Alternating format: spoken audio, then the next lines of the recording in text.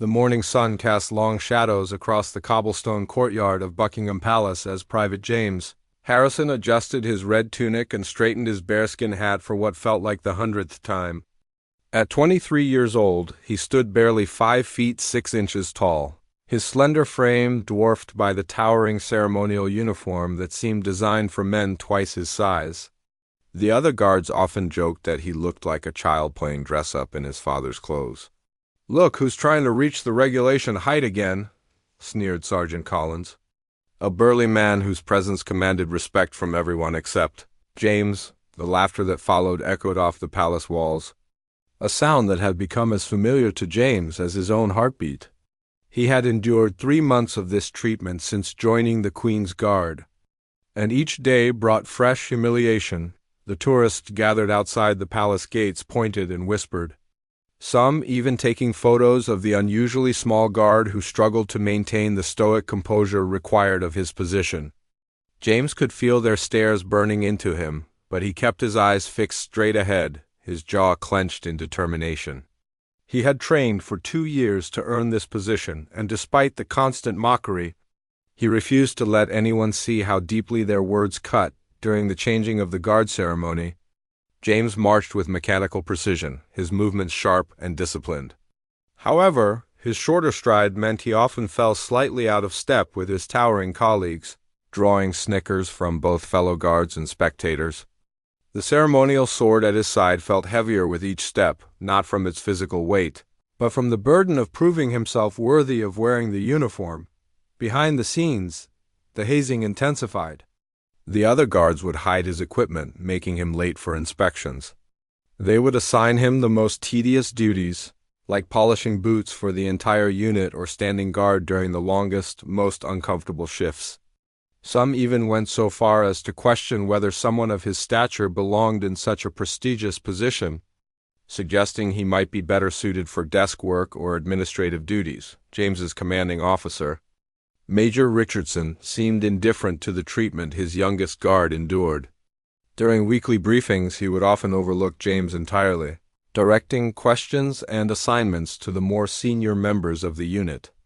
When James did speak up, his suggestions were dismissed with a wave of the hand, or a patronizing smile that made him feel invisible. The breaking point came during a particularly brutal training exercise. The guards were practicing formation drills in full ceremonial dress under the scorching afternoon sun. James, already struggling to keep pace with his longer-legged companions, stumbled slightly on the uneven ground. The mistake was minor, barely noticeable to an untrained eye, but Sergeant Collins seized upon it immediately. "Harrison!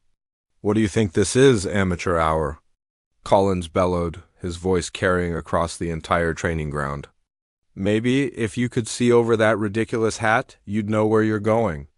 The eruption of laughter that followed was louder and more cruel than usual, and James felt his face burn with embarrassment and rage. That evening, alone in his small quarters, James stared at his reflection in the mirror. The uniform that should have filled him with pride now felt like a costume, a cruel joke that everyone was in on except him. He traced the insignia on his collar with trembling fingers, remembering the day he had first put on the uniform, how his chest had swelled with honor and purpose. Now, that same chest felt hollow, ached with the weight of constant rejection. He pulled out a worn photograph from his wallet, showing himself as a young boy standing next to his grandfather, a decorated war veteran who had served with distinction in multiple conflicts. His grandfather had always told him that true strength wasn't measured in height or size, but in courage and determination.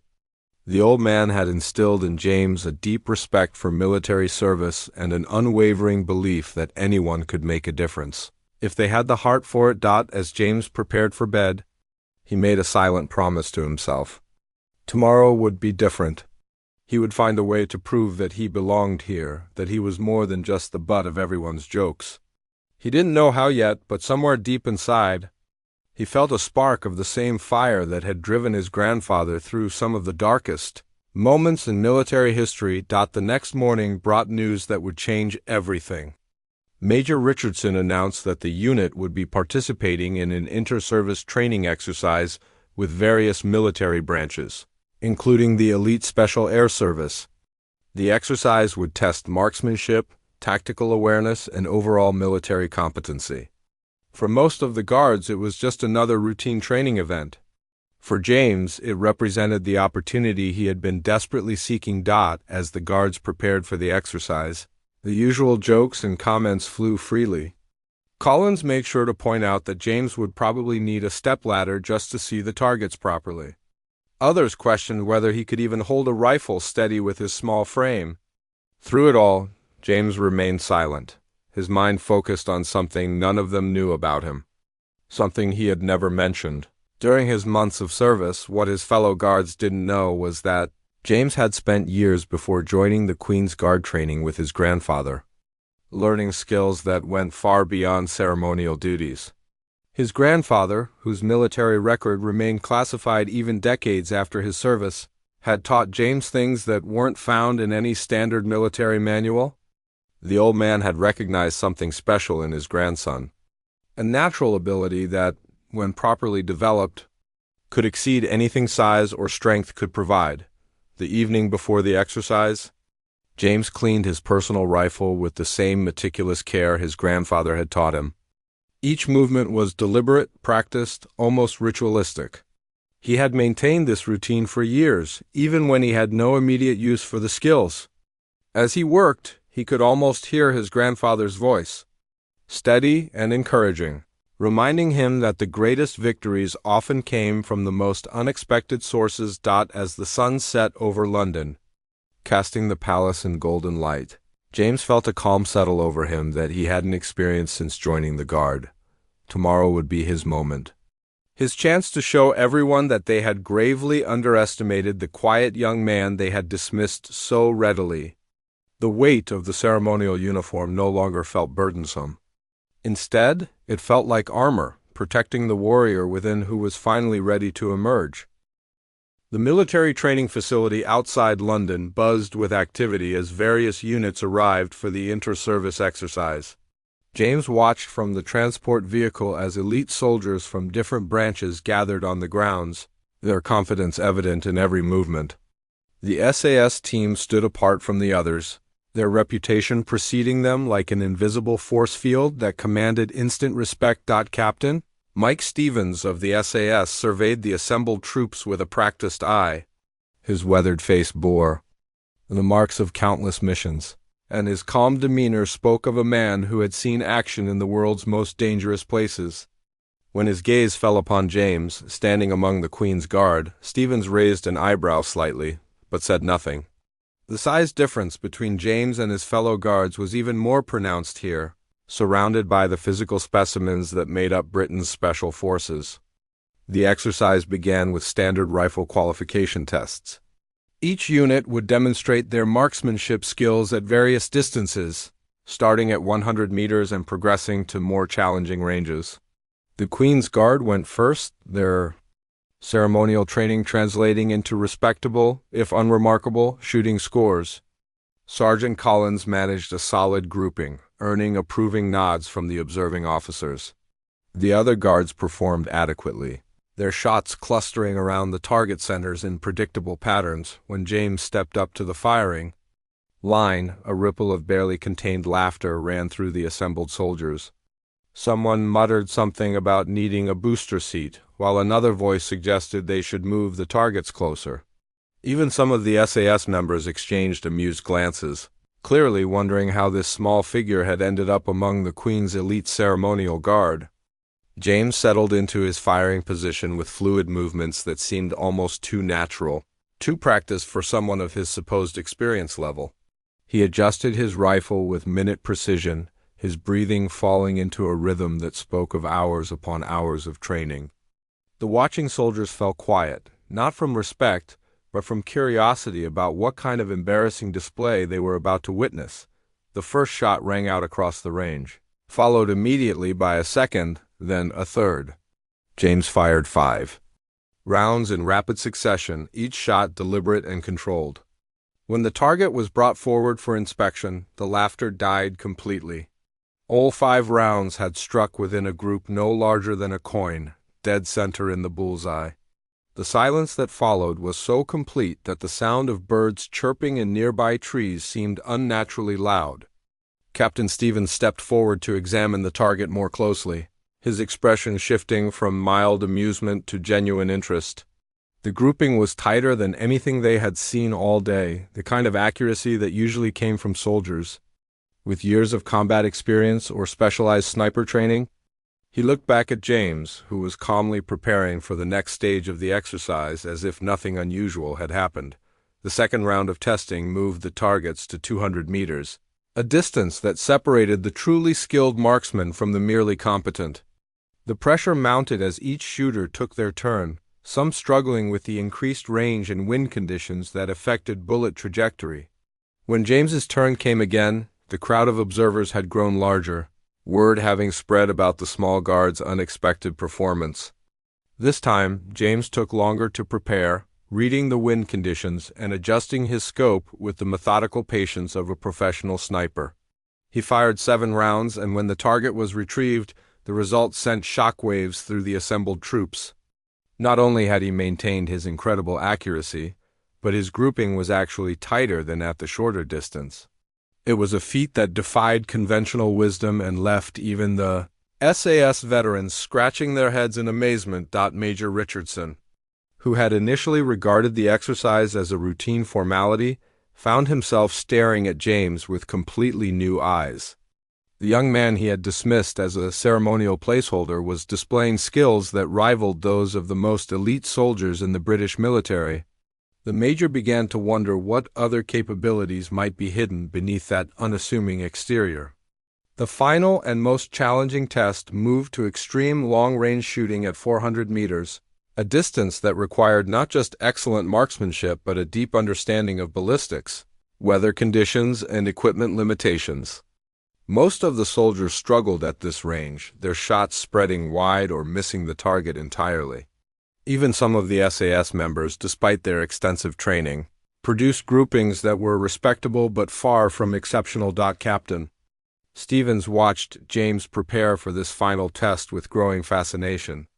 The young guard's pre-shot routine was unlike anything he had observed in standard military training. James seemed to enter an almost meditative state, his entire body becoming perfectly still as he calculated distance, wind speed, and atmospheric pressure with an intuitive understanding that typically took years to develop. The shot, when it came, was followed by an expectant silence that seemed to stretch on forever. Through high-powered spotting scopes, the observers watched in disbelief as the bullet struck the target with pinpoint accuracy. But James wasn't finished. He fired 4 more rounds in succession, each shot carefully aimed and controlled. When the target was finally examined, the crowd erupted in spontaneous applause. All 5 rounds had struck within a grouping smaller than a bottle cap, creating a pattern so precise it looked as if it had been drawn with a compass. It was a level of accuracy that most professional snipers would struggle to achieve under ideal conditions, and James had accomplished it while being watched by dozens of skeptical observers, under pressure that would have rattled even experienced soldiers.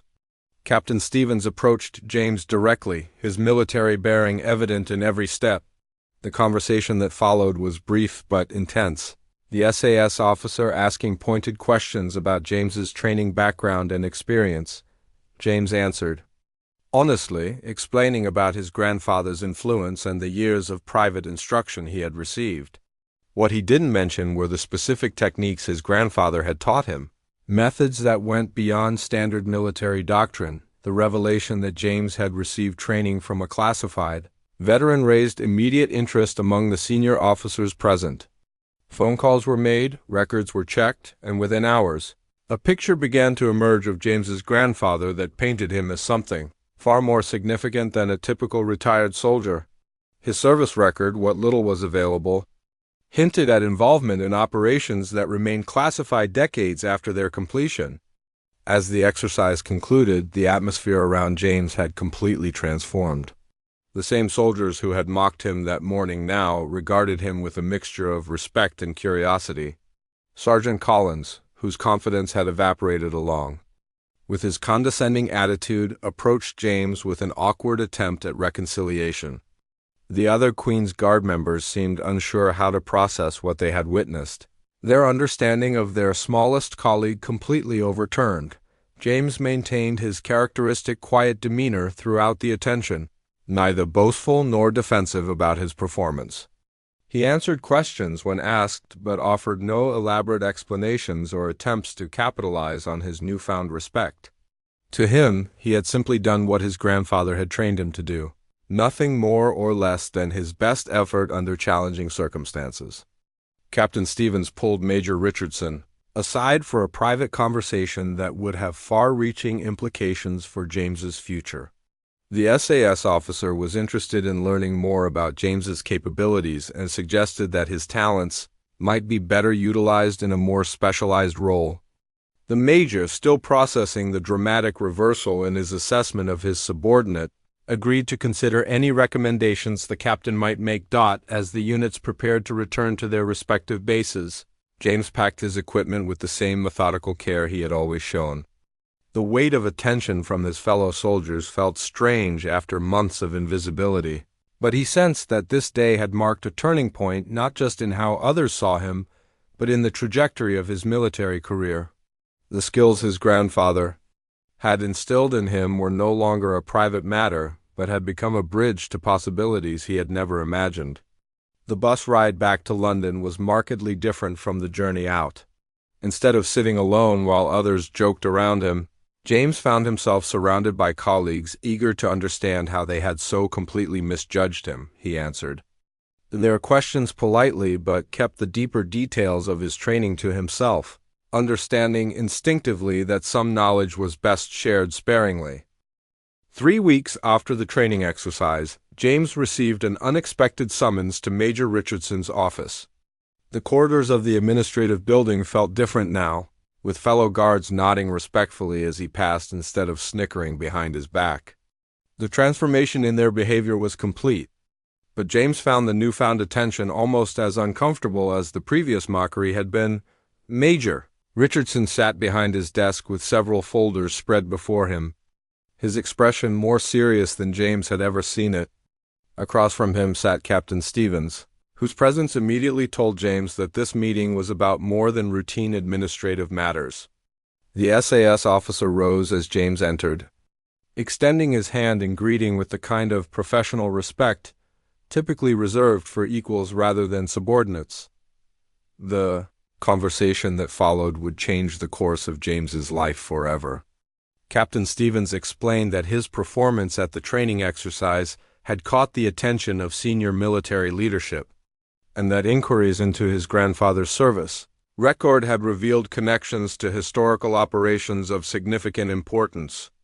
The old man, it seemed, had been far more than just a decorated veteran. He had been part of an elite unit whose work remained classified to this day. James listened in stunned silence as details emerged about his grandfather's true military career.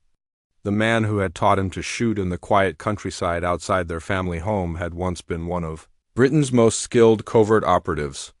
His techniques, passed down during those seemingly innocent training sessions, represented decades of real-world experience in the most challenging environments imaginable. The offer that Captain Stevens presented was both an honor and a challenge. The SAS was prepared to offer James a position that would utilize his exceptional marksmanship skills while providing advanced training in other specialized areas. It would mean leaving the Queen's Guard, abandoning the ceremonial role he had fought so hard to earn. But it would also mean joining one of the world's most elite military units. James asked for time to consider the offer, though deep down he knew what his answer would be.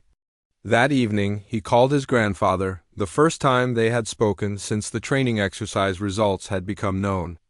The old man's voice carried a mixture of pride and concern as he listened to his grandson describe the opportunity that had presented itself. The conversation revealed truths that James had never suspected. His grandfather explained that he had recognized James's natural abilities years earlier and had deliberately trained him using methods that went far beyond civilian marksmanship. The old man had hoped that his grandson might one day have the opportunity to serve his country in ways that his small stature and quiet demeanor had made seem impossible. When James accepted the SAS offer, the announcement sent ripples through the entire Queen's Guard unit. Sergeant Collins, whose antagonistic behavior had made James's early months so difficult, approached him with a formal apology that was both sincere and somewhat desperate. The man who had once questioned James's right to wear the uniform now faced the reality that his former target was leaving for an assignment that represented the pinnacle of military achievement. The farewell ceremony was small but meaningful, with Major Richardson presenting James with a commendation that acknowledged his exemplary service and exceptional abilities. The same tourists who had once photographed him as a curiosity now watched as he was honored by his peers, unaware that they were witnessing a moment of genuine military significance. James's transition to SAS training was rigorous beyond anything he had previously experienced. The physical demands were intense, designed to push soldiers to their absolute limits and beyond. His smaller stature, which had once been a source of mockery, now became an advantage in certain scenarios, allowing him to move through tight spaces and remain concealed in situations where larger soldiers might be detected. The marksmanship training within the SAS revealed just how exceptional James's natural abilities truly were. Instructors who had trained some of the world's best snipers found themselves learning techniques from their newest recruit, methods that his grandfather had refined through years of operational experience. James's groupings at extreme distances consistently exceeded the performance standards of even veteran operators. Captain Stevens took a personal interest in James's development, recognizing that the young man possessed a rare combination of natural talent and systematic training that was virtually impossible to replicate. Under Stevens's guidance, James learned advanced techniques in surveillance, infiltration, and tactical operations that complemented his shooting skills and transformed him into a complete special operations asset. The first operational assignment came sooner than expected. A hostage situation in a foreign embassy that required precision shooting under extremely challenging conditions.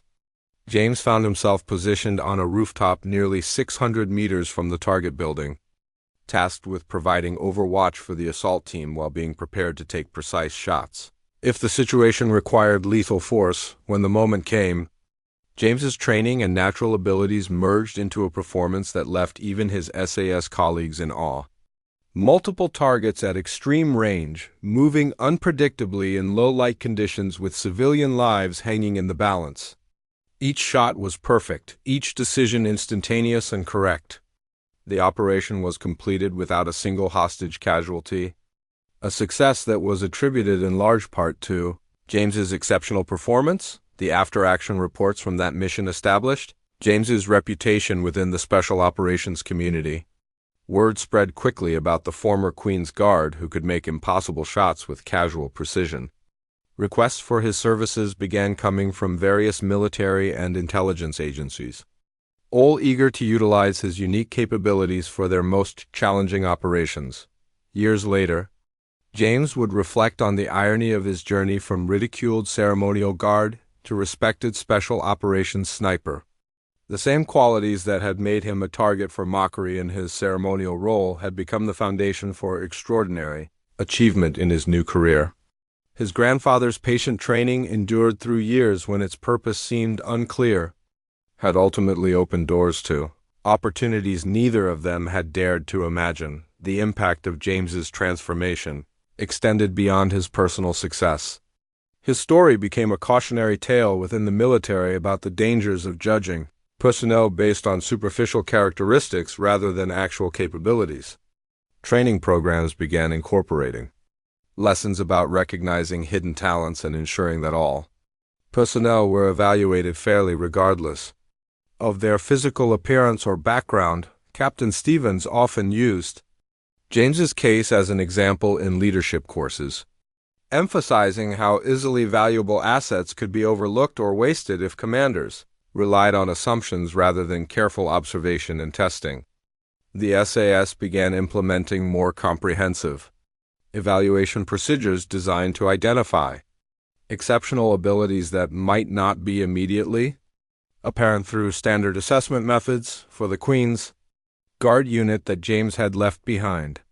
His success served as a powerful reminder that their ceremonial duties were performed by real soldiers with real capabilities that extended far beyond pageantry. The unit's training programs were enhanced to better recognize and develop the diverse talents of all personnel, ensuring that future soldiers would not face the kind of dismissive treatment that James had endured. James's grandfather lived to see his grandson receive commendations for service that remained largely classified, but was recognized at the highest levels of government.